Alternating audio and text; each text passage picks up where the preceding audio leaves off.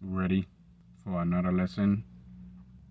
A woman that truly keep it 100%. Jacqueline was a lady that she was elderly and she decided that she didn't want to live no more, so she decided to delete herself.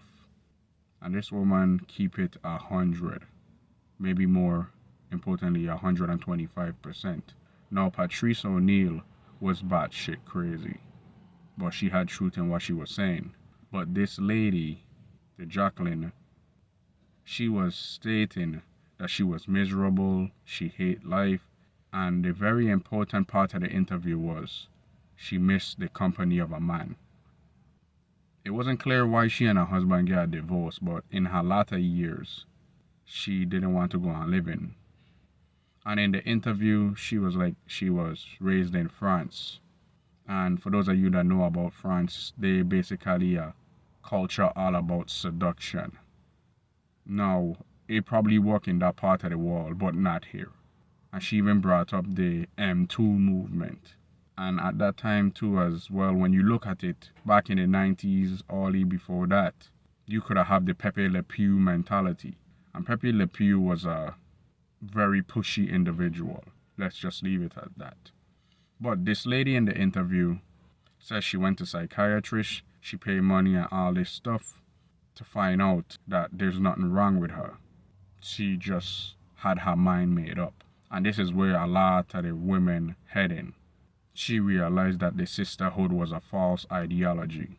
And the funny thing about it is she brought up the thing that's always brought up is attention. When she was younger, she wasn't ugly. She was an attractive woman. And she was saying when she would walk down the street, she'll be getting cat calls and all kind of men would be saying all kind of crazy shit.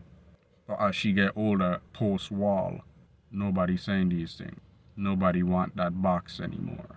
And that drive her crazy. And she also said without that, she don't have anything. And that's how most of these modern women go end up. She went to Switzerland to lay her head for the final time.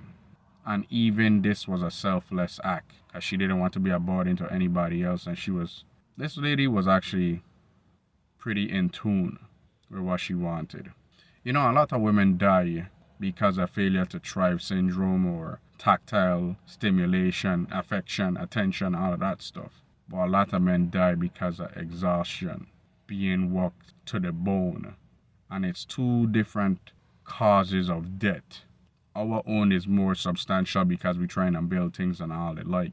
Women own is just for validation and all this stuff, and it's pretty sad because at the end of the day, majority of them don't have nothing to show for it. This lady even said in the interview that she have the luxury to do all of this stuff.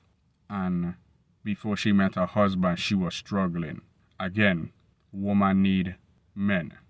You should go search for the interview because you know I don't post stuff here like that. Seek and ye shall find. But this is where we're heading. And the trajectory gonna be a lot of more women doing this to themselves because they gonna fail to realize that the sisterhood is a big sham. And whoever come up with it, just profiting and making big dollars off of it. Sex and the City, anyone? And all those other shows that just glamorize giving away that box for funds. You've been taught.